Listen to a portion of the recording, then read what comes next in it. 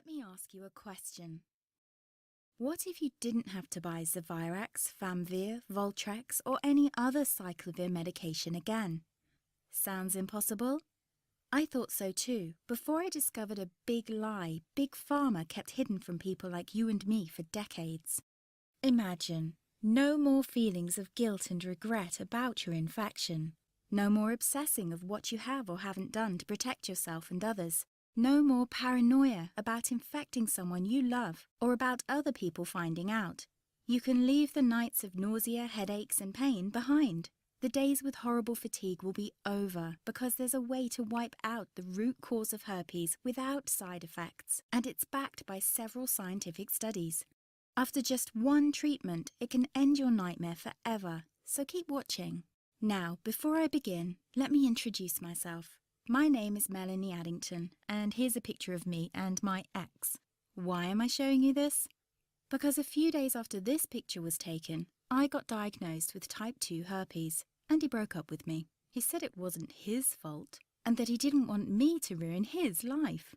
How could this happen to me? I asked myself. I hadn't been sleeping around. In fact, John had been just the second man I'd been intimate with. Out of the blue, some sores had appeared on my butt. I wouldn't have taken them seriously, but their constant chafing against my underwear drove me insane.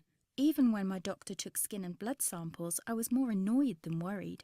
I felt he was cracking a nut with a sledgehammer. Imagine my shock when I was asked back for the results. Herpes. I felt like I'd been punched in the stomach. All I could think was, it can't be me he's talking about. Herpes sounded like a life sentence in solitary confinement. The only way to escape herpes prison was to die. All we can do is control your outbreaks, my doc said. He put me on a cyclovir, and the sores on my butt disappeared. But it wasn't the only thing a cyclovir made me lose. I started losing hair, and a ton of it. I panicked and asked my doctor. He confirmed a cyclovir can cause heavy hair loss, among other side effects. I switched to Voltrex. It made my stomach violently rebel. I couldn't focus on work, and colleagues cut me out of projects. I had to stop with the Voltrex or my boss would have fired me. The sores came back and I was crushed. The drugs that were meant to heal had ruined my life. After months of suffering, I gave in to the pleas of my mother and let my father in on my secret. You see, my father is one of Britain's medical mavericks. You've probably never heard of him because he shuns the limelight. He prefers to help as many people as possible by working in the trenches. Doctors from all over the country sent him their hopeless cases. It had occurred to me to ask him for help, but I was embarrassed. Now he was my only hope. Like me, my father had been disappointed by Big Pharma.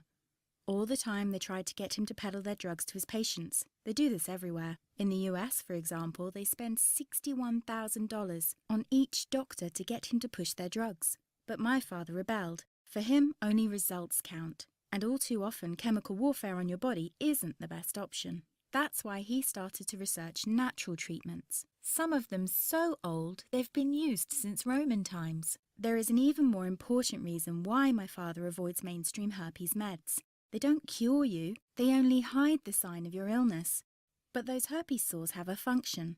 They're a warning sign from your body telling you there's a problem, much like the engine light in your car. Would you just cover that up so you can't see it anymore? Of course not. And here's a fact you probably didn't know. It's not much different with herpes. If you just cover it up with suppressive drugs, it still undermines your health. It can even kill you by swinging the doors wide open for an army of other diseases.